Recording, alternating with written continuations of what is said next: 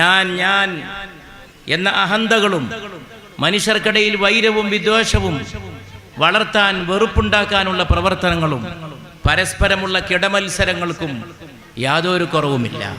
പക്ഷേ അതിനിടയിൽ നമ്മുടെ ഇടയിൽ നിന്ന് ആളുകൾ എണ്ണം കുറഞ്ഞുകൊണ്ടേയിരിക്കുന്നു.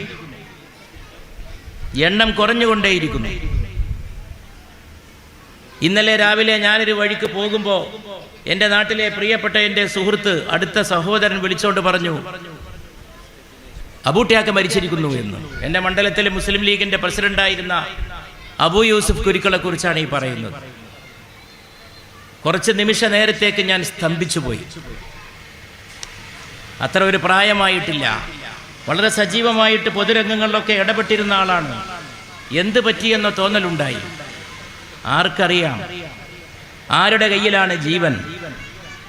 ഈ ലോകത്ത് ആർക്കാണ് ജീവനെ പിടിച്ചു നിർത്താൻ കഴിയുന്നത്? ഏത് വൈദ്യശാസ്ത്രത്തിന്, ഏത് മെഡിക്കൽ സയൻസിന്, ഏത് ആശുപത്രിക്ക്, ഏത് ഡോക്ടർക്ക്? ആർക്കും ഒരു എത്തും പിടിയും കിട്ടാത്ത ഈ പ്രപഞ്ചം, ആ പ്രപഞ്ചത്തിലെ മനുഷ്യനെന്ന പ്രതിഭാസം ഒറ്റ ഒന്നേ ഉള്ളൂ. അതെപ്പോഴും ഉറച്ചു വിശ്വസിക്കുക, ദൈവകാരുണ്യം മാത്രമാണ്. ദൈവകാരുണ്യം മാത്രമാണ് അവലംബിക്കാവുന്ന ഏക സംഗതി. എന്നാൽ ആ ദൈവത്തെ പോലും നിഷേധിക്കാനും അവനെപ്പോലും വെല്ലുവിളിക്കാനും ദൈവദൂതന്മാരെ അപഹസിക്കാനും പരിഹസിക്കാനും നിന്ദിക്കാനുമാണ് ചിലർക്ക് താല്പര്യം. കാരണം ഈ ദൈവത്തെയും ദൈവദൂതന്മാരെയും ഒക്കെ ആക്ഷേപിച്ചാലേ അവരുദ്ദേശിക്കുന്ന ഒരു സ്വതന്ത്ര ജീവിതം കൊണ്ടുവരാൻ കഴിയും. എന്താണ് അവരുദ്ദേശിക്കുന്ന സ്വതന്ത്ര ജീവിതം? കന്നുകാലികളെ പോലെ ജീവിക്കുക. കന്നുകാലികളെ പോലെ ജീവിക്കുക.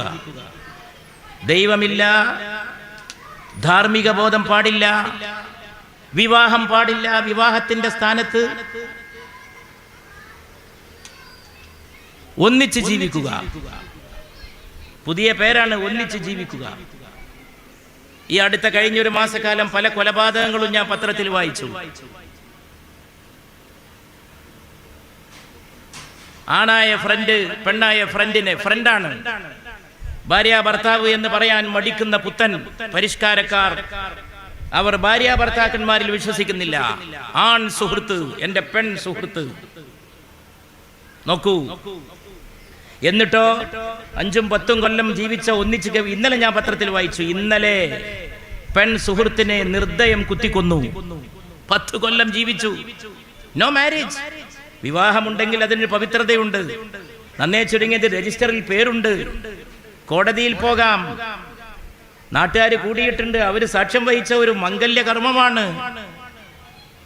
ഇസ്ലാമിലാണെങ്കിൽ നിക്കാഹാണ്, കൈപിടിച്ചൊരു കരാറാണ്. ഖുർആൻ പറയുന്നു, മീഥാഖുൻ ഗലീദ്, വിവാഹം ഒരു ബലിഷ്ഠമായ കരാറാണ്.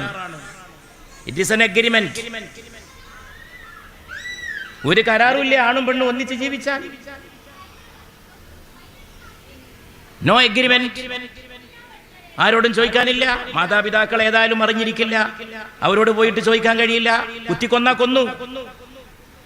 എന്നിട്ടും പഠിക്കാത്ത സമൂഹമാണ്. എന്നാലും ഇവന് ഇതിനെയൊക്കെ തള്ളിക്കളയണം. അതുകൊണ്ട് ഏറ്റവും വലിയ ചാരിറ്റി ഇന്ന് എൻ്റെ അഭിപ്രായത്തിൽ ആളുകളെ സഹായിക്കലല്ല, ധർമ്മബോധമുള്ള ഒരു തലമുറയെ വാർത്തെടുക്കലാണ്. ഞാനിതെപ്പോഴും പറയുന്ന ആളാണ്. ഇന്ന് ഞാൻ ഒരൊറ്റ ചാരിറ്റിയിലേ വിശ്വസിക്കുന്നുള്ളൂ, രോഗികളെ സഹായിക്കുക. അതല്ലാത്ത മറ്റ് ചാരിറ്റികൾക്ക് പ്രസക്തിയില്ല. അതിനൊരുപാട് സൗകര്യങ്ങളുണ്ട്, രോഗികളുണ്ട്, അത് വർദ്ധിച്ചു വരുന്നുണ്ട്. ഇവിടെ PKC അധ്യക്ഷ പ്രസംഗത്തിലും രോഗികളുടെ നിരവധി സഹായ പദ്ധതികളെ കുറിച്ച് പറഞ്ഞു. അതുപോലുള്ളതിന് മുൻതൂക്കം കൊടുക്കണം. പക്ഷേ അതോടൊപ്പം ഈ സമൂഹത്തിൽ ധർമ്മബോധമുള്ള ഒരു ധർമ്മബോധമില്ലെങ്കിൽ ആരെന്തിനു സഹായിക്കണം? ആരെന്തിനു സഹായിക്കണം? നിങ്ങൾ എവിടെയെങ്കിലും കണ്ടിട്ടുണ്ടോ സകല മൂല്യങ്ങളെയും തള്ളിക്കളയുന്ന ആളുകൾ ആർക്കെങ്കിലും എന്തെങ്കിലും സഹായം ചെയ്യുന്നത്? നിങ്ങൾക്ക് കാണാൻ കഴിയില്ല. മൂല്യബോധമുള്ളവനെ സഹായിക്കൂ, മൂല്യബോധമുള്ളവനെ സഹായിക്കൂ. 250 മനുഷ്യന്മാർക്ക് വീട് വെച്ചു കൊടുത്ത ഒരു മനുഷ്യനുണ്ടായിരുന്നു. കാസർഗോഡ് ജില്ലയിലെ ഒരറ്റത്ത് സംഘടനയല്ല, ഒരു വ്യക്തി 250 പാവപ്പെട്ട കുടുംബങ്ങൾക്ക് വീട് വെച്ചു കൊടുത്തു. അദ്ദേഹം 251-ാമത്തെ വീടിന് താക്കോല് കൊടുക്കുന്ന ചടങ്ങിൽ വെച്ച് നാട്ടുകാർ അദ്ദേഹത്തിനൊരു സ്വീകരണം കൊടുക്കാൻ തീരുമാനിച്ചു. അദ്ദേഹത്തിന്റെ ഒരു ജീവചരിത്രം ഒരാൾ എഴുതി. ഈ ചടങ്ങിന് വേണ്ടി അവരെന്നെ വിളിച്ചു. കർണാടക സംസ്ഥാനവും കേരളവും തമ്മിൽ കൈകോർത്ത് പിടിച്ചു നിൽക്കുന്ന ഒരു പ്രദേശമാണ്. ഞാൻ അവിടെ പോയി. ഞാൻ ആ മനുഷ്യനെ കണ്ടു. 251-ാമത്തെ വീട് അദ്ദേഹം ഏൽപ്പിച്ചു കൊടുത്തു താക്കോൽ. അദ്ദേഹത്തിന്റെ ജീവചരിത്ര പുസ്തകം ഞാൻ പ്രകാശനം ചെയ്തു. അദ്ദേഹത്തിന്റെ അടുത്തിരുന്ന നിമിഷങ്ങൾ ഞാൻ മറക്കുകയില്ല. സായിറാം ഭട്ട് എന്നാണ് അദ്ദേഹത്തിന്റെ പേര്. സായിറാം ഭട്ട് ഒരു മുതലാളിയല്ല. ഒരു ദിവസം രാത്രി ഉറങ്ങിക്കിടക്കുമ്പോ ഒരു മനുഷ്യൻ വന്ന് അദ്ദേഹത്തിന്റെ വാതിലിൽ മുട്ടി. പൊര ചോർന്നൊലിക്കുകയാണ്. നന്നായി മഴ പെയ്തിരിക്കുന്നു. സ്വാമി, സ്വാമി എന്നാണ് ആളുകൾ അദ്ദേഹത്തെ വിളിക്കുന്നത്. അദ്ദേഹം സ്വാമി ഒന്നുമല്ല, ബഹുമാനം കൊണ്ടും സ്വാമി എന്ന് വിളിക്കും. സ്വാമി എന്ന് പറഞ്ഞാൽ ഒരാദര വാക്കാണ്. സ്വാമി, പൊര ചോർന്നൊലിക്കുന്നു, കഴുങ്ങിന്റെ കഷ്ണം തരുമോ, 2 ഓലയും തരുമോ? അദ്ദേഹം കഴുങ്ങിന്റെ കഷ്ണം ഓലയല്ല കൊടുത്തത്. വീടിന്റെ അകത്ത് പോയിട്ട് ഒരു പണക്കിഴി കൊണ്ടുവന്നിട്ട് കയ്യിലേൽപ്പിച്ചു. 61,000 രൂപ കാശിക്ക് പോകാൻ ഞാൻ കരുതി വെച്ച പൈസയാണ്, ഇത് കൊണ്ടുപോയിട്ട് വീട് വെക്കൂ. പിന്നെ കുറേശ്ശെ കൊടുത്തു, പിന്നെ കുറേശ്ശെ കൊടുത്തു. 250 വീട് കെട്ടി. അദ്ദേഹം മരണപ്പെട്ടപ്പോൾ ഞാൻ എൻ്റെ ഫേസ്ബുക്കിൽ അദ്ദേഹത്തെ കുറിച്ച് എഴുതിയിരുന്നു. അടുത്ത കാലത്താണ് അദ്ദേഹം നിര്യാണം പ്രാപിച്ചത്. അങ്ങനെ ജീവിതത്തിൽ അങ്ങനെയുള്ള മനുഷ്യന്മാരെ കണ്ടുമുട്ടുന്നത് തന്നെ ഒരു നന്മയാണ്. എന്തെങ്കിലും ഒന്നിലും വിശ്വസിക്കൂ. ഒന്നിലും വിശ്വസിക്കാത്തവനെ പേടിക്കൂ. ഒന്നിലും വിശ്വസിക്കാത്തവനെ ഭയപ്പെടൂ. ദൈവത്തിൽ വിശ്വാസമില്ല, മൂല്യങ്ങളിൽ വിശ്വാസമില്ല, സ്വന്തം അച്ഛനിൽ വിശ്വാസമില്ല, അമ്മയിൽ വിശ്വാസമില്ല, മനുഷ്യനിൽ വിശ്വാസമില്ല, അവരെ പേടിക്കൂ.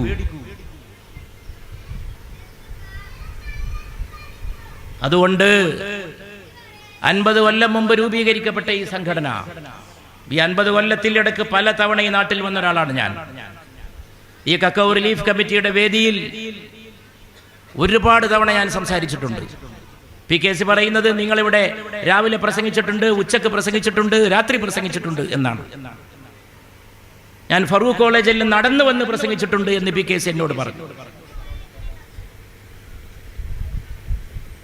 എനിക്ക് തന്നെ അത് അത്ഭുതമായിരുന്നു അത് കേട്ടപ്പോൾ. ഏതായാലും അതിലേക്കൊന്നും ഞാൻ കടക്കുന്നില്ല, അതൊക്കെ ഓർമ്മകളാണ്. പക്ഷെ അതോടൊപ്പം എനിക്കൊന്ന് പറയാനാണ് ഞാൻ ഇത്രയും പറഞ്ഞത്. നാട് മാറുകയാണ്, ജനങ്ങൾ മാറുകയാണ്, മനുഷ്യൻ മാറുകയാണ്. അത് കാണാതെ നമ്മൾ ജീവിച്ച് മരിച്ചു പോകരുത്. വലിയ മാറ്റമാണ് നാട്ടിൽ ആണുങ്ങൾക്കും പെണ്ണുങ്ങൾക്കും സംഭവിക്കുന്നത്. പഴയ ആണുങ്ങളല്ല, പഴയ പെണ്ണുങ്ങളല്ല, പഴയ സുഹൃത്തല്ല. വല്ലാത്ത ഒരു കാലമാണ്. കാശ് കിട്ടുമെങ്കിൽ എന്തും ചെയ്യും. കാശ് കാശ് കാശ് കാശ് കാശ് കിട്ടുമെങ്കിൽ ഒരു മനുഷ്യനെ കഷ്ണം വെട്ടി ചാക്കിലാക്കും. കാശ് കാശ് കാശ് കാശ്.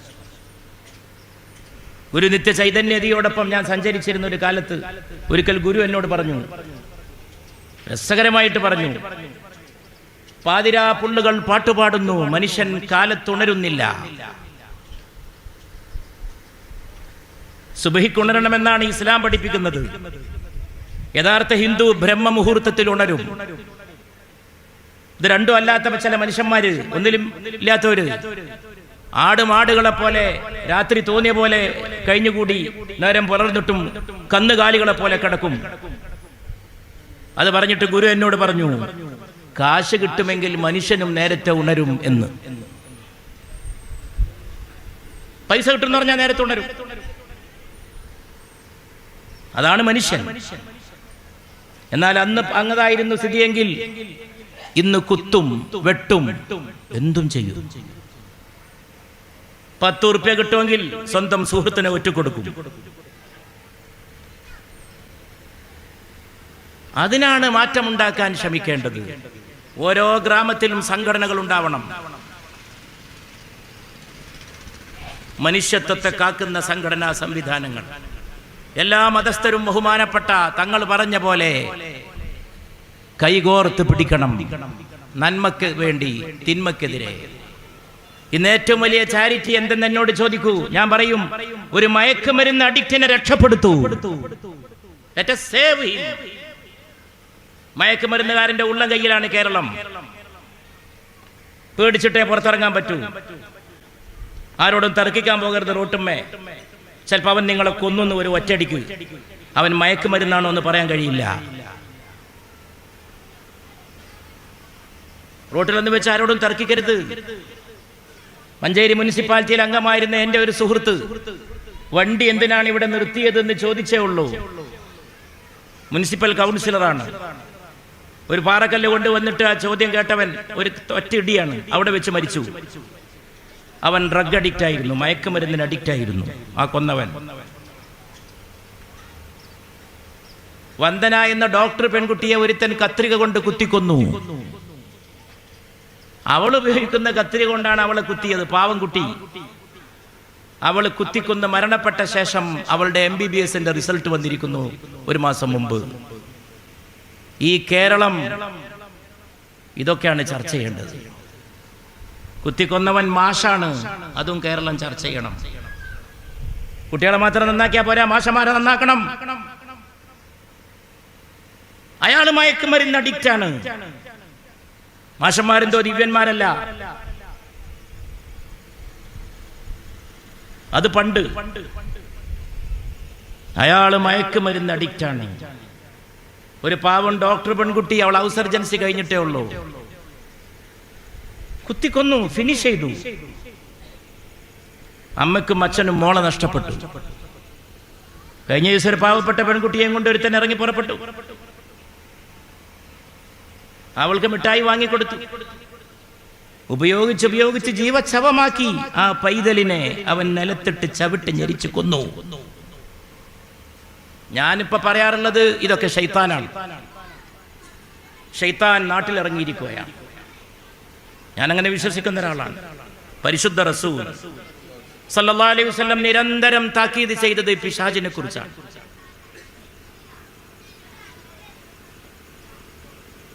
മനുഷ്യകോലത്തിൽ പിശാച് പ്രത്യക്ഷപ്പെട്ടിരിക്കുന്ന കാലമാണ്.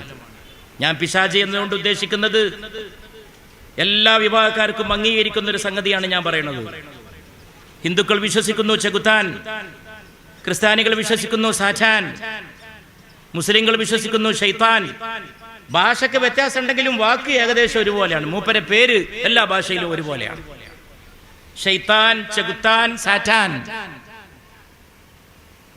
ഈവിൾ ഫോഴ്സ്, തിന്മയുടെ ഒരു ശക്തി. പുണ്യ റസൂൽ സല്ലല്ലാഹു അലൈഹി വസല്ലം എപ്പോഴും ഈ ദുശക്തിക്കെതിരെ താക്കീത് ചെയ്തു. അവൻ സൃഷ്ടിക്കുന്ന പ്രേരണകൾ, അവൻ സൃഷ്ടിക്കുന്ന ദുഷിച്ച ചിന്തകൾ, അവൻ ആളുകളെ തമ്മിൽ തെറ്റിപ്പിക്കലാണ് അവന്റെ ഹോബി. വർഗീയതൊക്കെ അവനുണ്ടാക്കുന്നതാണ്.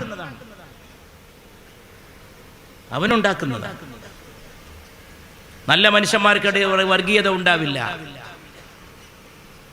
മതം മനുഷ്യനെ സംസ്കരിക്കാനാണ്, മതം മറ്റൊരാളെ വെറുക്കാനല്ല. ഞാൻ ദീർഘമായിട്ട് സംസാരിക്കുന്നില്ല. അതുകൊണ്ട് ഓരോ ഗ്രാമത്തിലും മയക്കുമരുന്ന് പിശാചിന്റെ ആഫീസിൽ ഉണ്ടാക്കുന്ന സാധനമാണ്.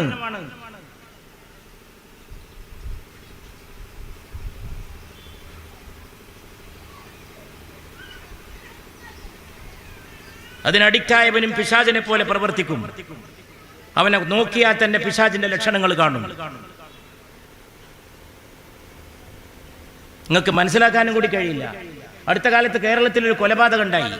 5 ആൾ ഒന്നിച്ചുറങ്ങി. കുറേ കഴിഞ്ഞപ്പോൾ അതിലൊരാൾ മരിച്ചിരിക്കുന്നു. പുറത്തുനിന്ന് ഒരാളും അങ്ങോട്ട് വന്നിട്ടില്ല. അതിലൊരാൾ പോലും പുറത്തേക്ക് പോയിട്ടുമില്ല. പോലീസ് കുടുങ്ങി, കേസ് എഴുതി തള്ളി. ഒരു നിലക്കും തെളിയിക്കാൻ കഴിയുന്നില്ല. അവസാനം എങ്ങനെയോ ഒരു തുമ്പ് കൊണ്ട് തെളിഞ്ഞു. ആ കിടക്കുന്നവരിൽപ്പെട്ട ഒരുത്തനാണ് ആ കൊല നിർവഹിച്ചത്. അവൻ മയക്കുമരുന്ന് അഡിക്റ്റാണ്. പൈശാചികമാണ്.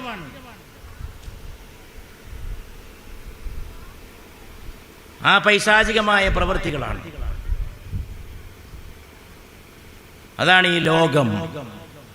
വെറുപ്പ്, വിദ്വേഷം, അതൊക്കെ അവന്റെ വകയാണ്. രണ്ടാൾക്കാരെ ഞാൻ തമ്മിൽ തെറ്റിപ്പിച്ചു എന്ന് ഒരു പിശാചിന്റെ നേതാവിനോട് പറയുമ്പോൾ, ഇബ്ലീസിനോട് പറയുമ്പോൾ, ഇബ്ലീസ് ആ ശൈത്താനെ അഭിനന്ദിക്കുമെന്ന് ലോകത്തെ പഠിപ്പിച്ച ലോക ഗുരുവാകുന്നു പുണ്യ റസൂൽ. ഞാൻ രണ്ടാൾ തമ്മിൽ തെറ്റിപ്പിച്ചു എന്ന് ശൈത്താൻ പറയും ഇബ്ലീസിനോട്. അപ്പൊ അവരുടെ നേതാവായ ഇബ്ലീസ് അയാളെ കൺഗ്രാജുലേറ്റ് ചെയ്യും. ഒരാളെങ്കിലും തെറ്റിപ്പിക്കണം. മനുഷ്യന്മാരെ നല്ല നിലയിൽ പാർക്കരുത്. അസൂയ, പക, വിദ്വേഷം, വൃത്തികെട്ട സെക്സ്, നഗ്നത, ഇതൊക്കെ പൈശാചികമാണ്.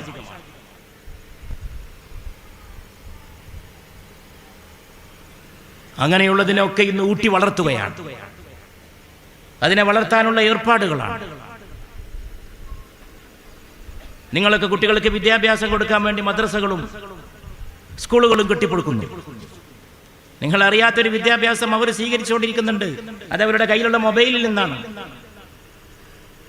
അതിനവർക്ക് നിങ്ങളോട് ചോദിക്കേണ്ട കാര്യമില്ല. അതിലൂടെ അവർ പഠിക്കുന്നുണ്ട്. അങ്ങനെയുള്ള ഒരു കാലത്ത് ഓരോ നാട്ടിലും മനുഷ്യത്വത്തിന്റെ കാവൽ സംഘങ്ങൾ ഉണ്ടാവണം. ധാർമ്മിക ബോധത്തിന് കാവൽ നിൽക്കണം. സാഹോദര്യം കാക്കണം. അതോടൊപ്പം നാട്ടിലെല്ലാ വിഭാഗം ആളുകളും കൈകോർത്ത് പിടിക്കണം. ഇന്ത്യ, കേരളം, മതമേതായാലും മനുഷ്യന്മാരൊക്കെ സാഹോദര്യത്തിൽ കഴിയണം. സമുദായമേതായാലും കഴിയണം. തമ്മിൽ കൊല്ലാനും വെറുക്കാനും തുടങ്ങിയാൽ എവിടെ എത്തും? സ്കൂളിൽ പഠിപ്പിക്കുന്ന ഒരു ടീച്ചർ കുട്ടികളെ കൊണ്ട് ഒരു കുട്ടിയെ തല്ലിപ്പിക്കുന്ന കാലമാണ്. എന്നിട്ട് അതിനെ യാതൊരു ലജ്ജയുമില്ലാതെ ന്യായീകരിച്ചു. ഗത്യന്തരമില്ലാതെ വന്നപ്പോൾ അവസാനം ഇന്നലെ മാപ്പ് പറഞ്ഞു. ലോകം മുഴുവൻ എതിരായി മാറിയപ്പോ മാത്രം ലോകത്തിന്റെ മനസാക്ഷി മരിച്ചിട്ടില്ല. അതുകൊണ്ട് അത്തരം സംഗതികളെ ലോകം അംഗീകരിക്കില്ല. ഒരു പാവപ്പെട്ട കുട്ടിയെ മറ്റു കുട്ടികളെ കൊണ്ട് തല്ലിപ്പിക്കുന്നു. കാരണം ആ കുട്ടിയുടെ പേരാണോ പ്രശ്നം? അങ്ങനെയുള്ള വർഗീയതയും വിഭാഗീയതയും കാണുമ്പോൾ ഇന്ത്യ എന്ന രാജ്യത്തിന്റെ ഐക്യം ഉയർത്തിപ്പിടിക്കാൻ ഒറ്റക്കെട്ടാവണം. ഗാന്ധിയെ ഓർക്കണം. ഗാന്ധി മരിച്ചിട്ടില്ലെന്ന് ഓരോ നേരവും വിളിച്ചു പറയണം. ഗാന്ധി ഉയർത്തെഴുന്നേൽക്കും. ഗാന്ധി ഇന്ത്യയുടെ ആത്മാവാണ്. പെടയുന്ന മനുഷ്യന്റെ രോദനമാണ് ഗാന്ധി. ആ അർത്ഥത്തിൽ മനുഷ്യർക്കിടയിൽ ഐക്യവും സാഹോദര്യവും വളർത്തണം. ഈ രാജ്യത്തിന്റെ സാംസ്കാരികമായിട്ടുള്ള സാഹോദര്യം എന്തൊരു നല്ല നാടാണ്. കൈകോർത്ത് പിടിച്ചതാണ്. എങ്ങനെയാണ് കക്കോവുണ്ടായത്? എങ്ങനെയാണ് കേരളം എല്ലാവരും കൂടി കെട്ടിപ്പടുത്തതാണ്. മഹാനായ സയ്യിദ് സാദിഖ് അലി ശിഹാബ് തങ്ങൾ ഇവിടെ വരച്ചു കാട്ടിയ സൗഹൃദം, സഹകരണം ഹിന്ദു മുസ്ലിം മൈത്രിയുടേതാണ്. സ്വാതന്ത്ര്യ സമരം അങ്ങനെയാണ്. എല്ലാം അങ്ങനെയാണ്. ഇന്ന് ചില ആളുകൾ വേർപിരിക്കാൻ ശ്രമിച്ചാൽ അത് വേർതിരിയൂല. നിങ്ങൾ രണ്ടാക്കിയാൽ വാരിയംകുന്നം കുഞ്ഞഹമ്മദാജിയെയും MP നാരായണ മേനോനെയും നിങ്ങൾക്ക് രണ്ടാക്കാൻ കഴിയില്ല. അവരൊറ്റ സുഹൃത്തുക്കളായിരുന്നു. നിങ്ങൾക്ക് വേണമെങ്കിൽ വാരിയംകുന്നനെ MP നാരായണ മേനോനെ രണ്ട് തട്ടിലാക്കാൻ നിങ്ങൾക്ക് ശ്രമിക്കാം. പക്ഷെ അവസാനം വരെ അവർ ഉറ്റ സഹോദരങ്ങളായി. അതാണ് ഇന്ത്യയുടെ ചരിത്രം. അതുകൊണ്ട് പ്രിയപ്പെട്ടവരെ, ആ ഐക്യത്തിന് വേണ്ടി ഒന്നിച്ചു നിൽക്കണം. നമ്മുടെ ജനാധിപത്യത്തിന്റെ ശക്തി അതാണ്. നമ്മുടെ മതേതരത്വത്തിന്റെ ശക്തി അതാണ്. ആ മതേതരത്വമാണ് ഇന്ത്യയുടെ ആത്മാവ്. ഇന്ന് ചിലർക്ക് അതിനല്ല താല്പര്യം, കുഴപ്പമുണ്ടാക്കാനാണ്. അവർക്കിപ്പോ 75 കൊല്ലം കഴിഞ്ഞപ്പോ ഏക സിവിൽ കോഡ് കൊണ്ടുവരാനാണ് കമ്പം. 75 കൊല്ലം ഇന്ത്യ നിലനിന്നത് ഏക സിവിൽ കോഡ് കൊണ്ടാണോ?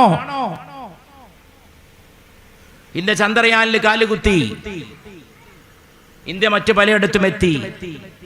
അത് ഇന്നങ്ങോട്ട് എത്തിയതല്ല, നെഹ്റുവിനെ പോലുള്ള ഒരു വലിയ മനുഷ്യൻ തുടങ്ങി വെച്ചതാണ്. നെഹ്റുവാണ് സ്വതന്ത്ര ഇന്ത്യയുടെ ശാസ്ത്രബോധത്തിന്റെ ശില്പി.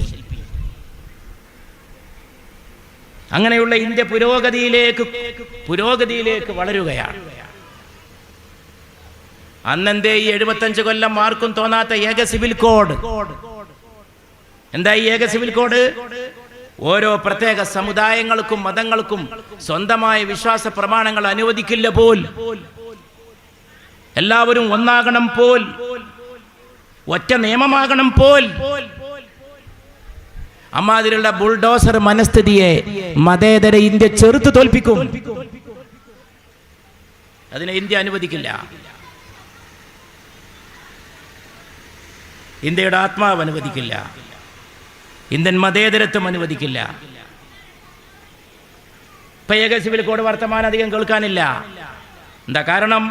തൊട്ടപ്പ കൈപൊള്ളി. അത് ഇവിടുത്തെ ഹിന്ദുക്കൾ വരെ എതിർക്കുമെന്ന് മനസ്സിലായപ്പോ കഴിഞ്ഞ പാർലമെന്റ് സമ്മേളനത്തിൽ നമ്മൾ കണ്ണിൽ എണ്ണയൊഴിച്ച് കാത്തിരുന്നതാണ്. സിവിൽ കോഡ് വരുമോ? ഇല്ല, വന്നില്ല. ഞാൻ വിശ്വസിക്കുന്നു കൊണ്ടുവരില്ല അടുത്തൊന്നും.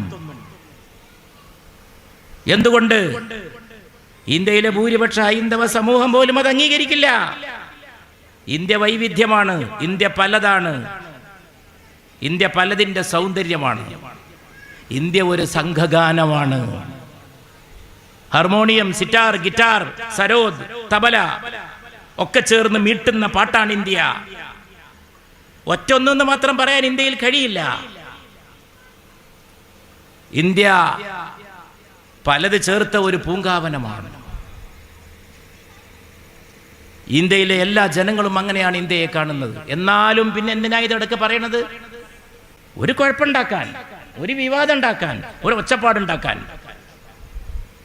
ആ ശ്രമം ഇപ്പോഴും നടക്കുന്നു. കഴിഞ്ഞ പാർലമെന്റ് സമ്മേളനത്തിൽ ഒരു പ്രൈവറ്റ് ബില്ല് വരാൻ പോകുന്നു എന്ന് കേട്ടു, ഏക സിവിൽ കോഡ്. അതാദ്യം കണ്ടെത്തിയത് ഈ വിനീതനാണ്. വരാൻ പോകുന്ന അജണ്ടയിൽ ഇങ്ങനൊരു സാധനം കിടക്കുന്നുവെന്ന് ആദ്യം ദിവസങ്ങൾക്ക് മുമ്പ് അത് അജണ്ടയിൽ വരുന്ന ആ നിമിഷം കണ്ടെത്തി. അത് മറ്റുള്ളവരുടെ ശ്രദ്ധയിൽപ്പെടുത്തി, മറ്റ് എം പിമാരുടെ ശ്രദ്ധയിൽപ്പെടുത്തി. സ്വകാര്യ ബില്ല്, വെള്ളിയാഴ്ച അവതരിപ്പിക്കുന്ന സ്വകാര്യ ബില്ല് ഗവൺമെന്റ് ആയിട്ട് കൊണ്ടുവരാൻ കഴിയില്ലെങ്കിൽ പിന്നെ പ്രൈവറ്റ് മെമ്പർമാരെ കൊണ്ടുവന്നിട്ട് ഒരു ചർച്ച ഉണ്ടാക്കുക. പക്ഷെ അത് പൊളിഞ്ഞു, പ്രതിപക്ഷം സ്തംഭിപ്പിച്ചു. ആ സാധനം കൊണ്ടുവരാൻ കഴിഞ്ഞില്ല. ഇതൊക്കെ കുഴപ്പമുണ്ടാക്കാനാണ്. ഇതൊന്നും നല്ലതിനല്ല. നല്ലതെന്താണ്?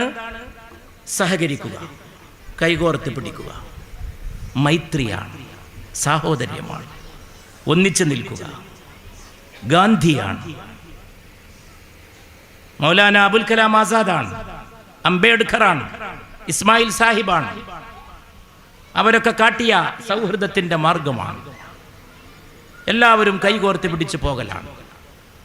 അതിന് സാധിക്കട്ടെ എന്ന് ആശംസിച്ചുകൊണ്ട്, മനുഷ്യ നന്മ മരിക്കാതിരിക്കട്ടെ എന്ന് പ്രത്യേകം പ്രത്യാശിച്ചുകൊണ്ട്, ഓർക്കുക പ്രിയപ്പെട്ടവരെ, ജീവിതം വളരെ കുറച്ചേ ഉള്ളൂ. ആ ഉള്ള കാലത്ത് നല്ലത് ചെയ്യാനാണ് സർവശക്തനായ അള്ളാഹു നമ്മെ ഭൂമിയിലേക്ക് നിയോഗിച്ചിട്ടുള്ളത്. ഇത് പെട്ടെന്ന് അവസാനിച്ചു പോകും. വളരെ പെട്ടെന്ന് പൊലിഞ്ഞു പോകുന്ന ഒരു ജീവിതമാണ്. മനുഷ്യൻ എന്ന് പറയുന്ന ഈ ജീവിയുണ്ടല്ലോ, അവനെ ഫിനിഷ് ചെയ്യാൻ എളുപ്പമാണ്. കിഡ്നിക്കകത്ത് കയറുന്ന ഒരു ചെറിയ അസുഖം മതി, ഹാർട്ട് ഒരു നേരത്ത് സ്തംഭിച്ചാൽ മതി, ക്യാൻസറിന്റെ ഒരു അംശം മതി, കോവിഡിന്റെ ഒരു വൈറസ് മതി. ഇപ്പോ കോവിഡ് വന്നു പോയ ശേഷം ആളുകൾക്ക് പെട്ടെന്ന് ഹാർട്ട് അറ്റാക്ക് ഉണ്ടായിട്ടുള്ള മരണങ്ങൾ വർദ്ധിച്ചിരിക്കുന്നു. ആർക്കറിയാം ഇതിന്റെ കാരണം എന്താണെന്ന്? കോവിഡിന്റെ അനന്തരഫലമാണോ അതോ കോവിഡിന് വേണ്ടി കൊടുത്ത ചികിത്സയുടെ അനന്തരഫലമാണോ? കോവിഡ് തന്നെ എവിടെ നിന്നുണ്ടായി? തൊട്ടതിനൊക്കെ ഗവേഷണം നടക്കുന്ന ഈ ഭൂമിയിൽ ഇന്നോളം ആരും പറയുന്നില്ല ഈ കോവിഡിന്റെ വൈറസ് എവിടുന്ന് വന്നു, ആരുണ്ടാക്കി. അത് റിസർച്ച് ചെയ്യൂല, അതിനെപ്പറ്റി ഗവേഷണം നടക്കൂല. തൊട്ടതിനൊക്കെ റിസർച്ചാണ്. ഒരു നിപ വന്നപ്പോഴേക്ക് പാവപ്പെട്ട വവ്വാലിന് വരെ രക്ഷയില്ലാതായ റിസർച്ചാണ്. വവ്വാലായിരിക്കാം, ഞാനതിനെ നിഷേധിക്കുന്നില്ല, അംഗീകരിക്കുന്നില്ല. പക്ഷേ കോവിഡിന്റെ കാര്യത്തിൽ ഇന്നോളം റിസർച്ചില്ല. ചൈനയിൽ ഇതെങ്ങനെ ഉണ്ടായി, ആരുണ്ടാക്കി? മനുഷ്യനെ കൊണ്ട് പിശാച് ഉണ്ടാക്കിച്ചുവോ? പിശാചിന്റെ പരമ്പരാഗത ശത്രുതയാണോ മനുഷ്യവംശത്തോട്? അതോ മനുഷ്യനെ കൊല്ലാൻ മനുഷ്യൻ തന്നെ കണ്ടെത്തിയ ഉപാധിയാണോ? ഒന്നും പറയാൻ കഴിയില്ല. അതുകൊണ്ട് ഉള്ള ജീവിതം നന്മ ചെയ്യുക, നല്ലത് പ്രവർത്തിക്കുക, ഭൂമിയിൽ നന്മയുടെ ഒരു വിത്തായി മാറുക, കൈകൾ കോർത്ത് പിടിക്കുക. ഇർഹം മൻ ഫിൽ അർദ്, ഭൂമിയിലുള്ളവരോട് കരുണ കാണിക്കൂ എന്ന് പുണ്യ റസൂൽ സല്ലല്ലാഹു അലൈഹി വസല്ലം. ഇർഹമുക മൻ ഫിസ് സമാ, എങ്കിൽ മാനത്തുള്ളവൻ സർവശക്തൻ നിങ്ങളോടും കരുണ കാട്ടും. കാരുണ്യം, കാരുണ്യം, കാരുണ്യം, കരുണ മാത്രമാണ്. എല്ലാവരോടും കരുണ മാത്രമാണ്.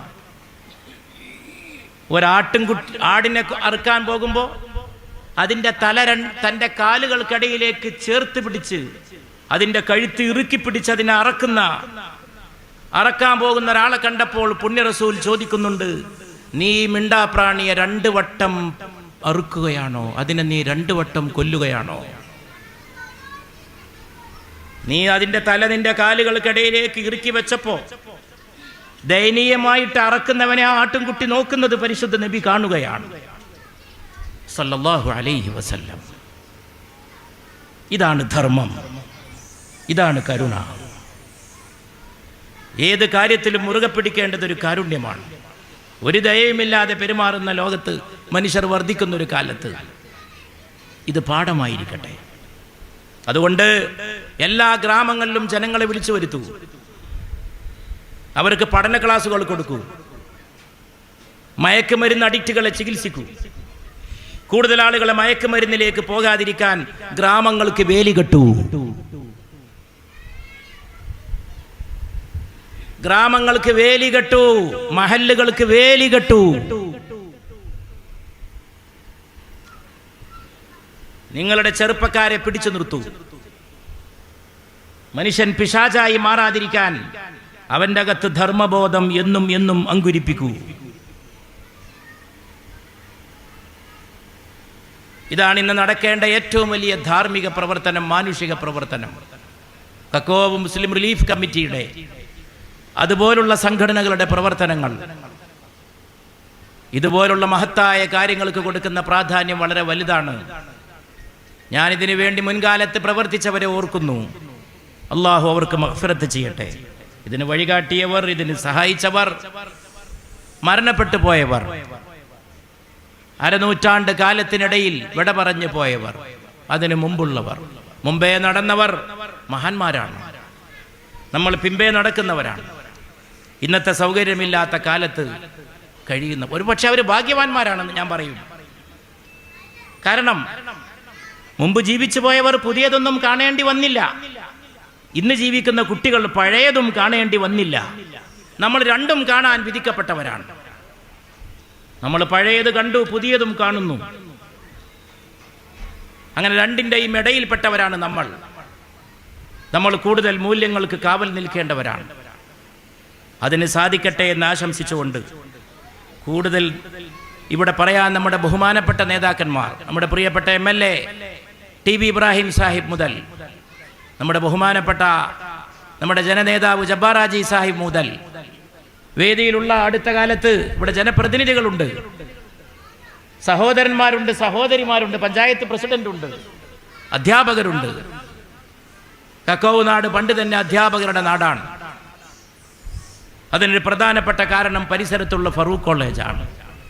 ഒക്കെ ചരിത്രമാണ്, എല്ലാം ചരിത്രമാണ്. ഞാനിങ്ങോട്ട് കടന്നു വന്നപ്പോൾ ഒരു അധ്യാപകൻ എൻ്റെ കൈ പിടിച്ചുകൊണ്ട് പറഞ്ഞു, എൻ്റെ പേര് റിയാസ്, ഞാൻ സംസ്കൃത അധ്യാപകനാണ്. അതൊരു വിചിത്രമായിട്ടുള്ള സംഗതിയാണ്, പക്ഷെ സ്വാഗതാർഹമായിട്ടുള്ള സംഗതിയാണ്. ഭാഷകൾ എല്ലാവർക്കും ഉള്ളതാണ്. റിയാസിനും സംസ്കൃതം പഠിപ്പിക്കാം.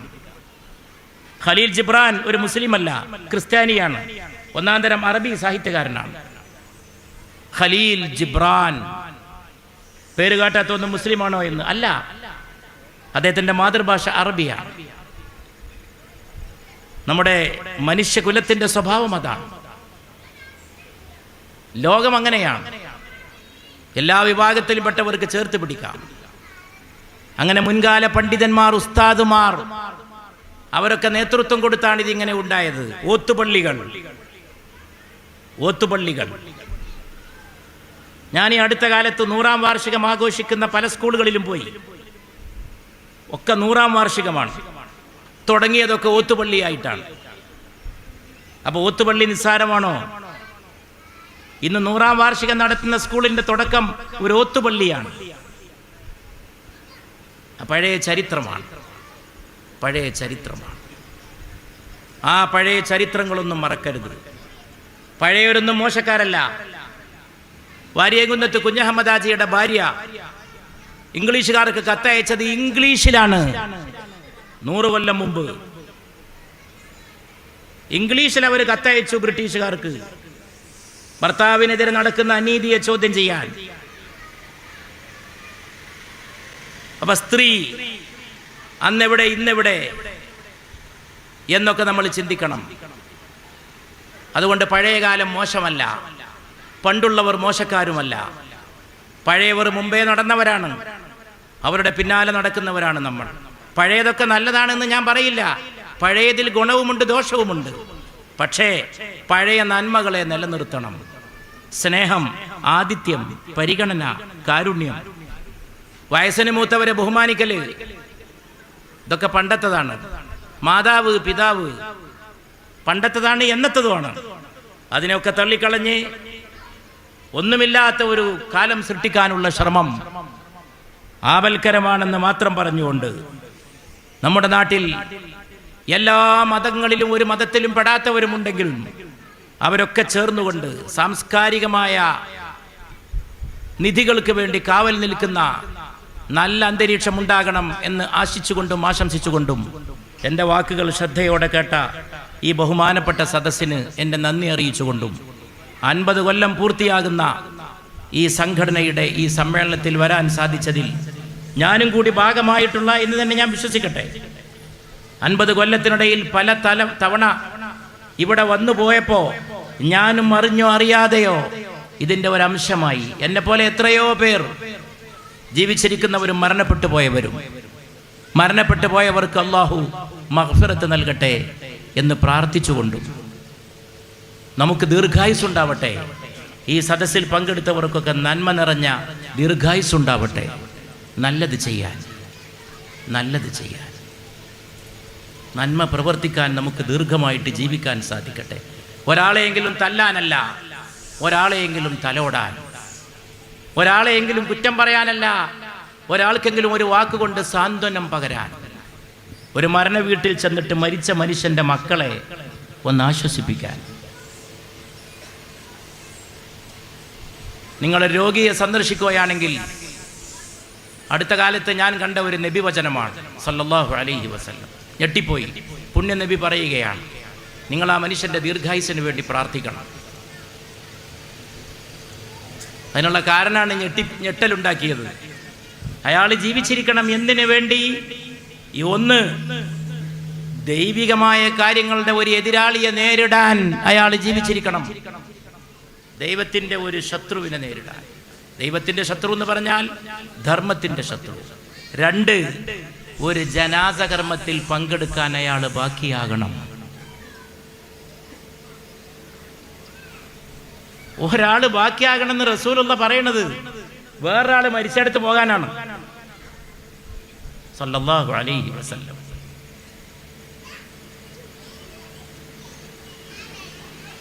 ഒരു മരണ വീട്ടിൽ പോയി ഒരു ജനാസ കർമ്മത്തിൽ പങ്കെടുത്ത് അയാളുടെ ബന്ധുക്കളെ ആശ്വസിപ്പിക്കുന്നതിന് പുണ്യ റസൂൽ നൽകിയ പ്രാധാന്യമാണ് അതിൽ നിന്ന് വായിച്ചെടുക്കേണ്ടത്. അതുകൊണ്ട് നന്മ ചെയ്യാൻ നമുക്കൊക്കെ ദീർഘായുസ്സുണ്ടാവട്ടെ.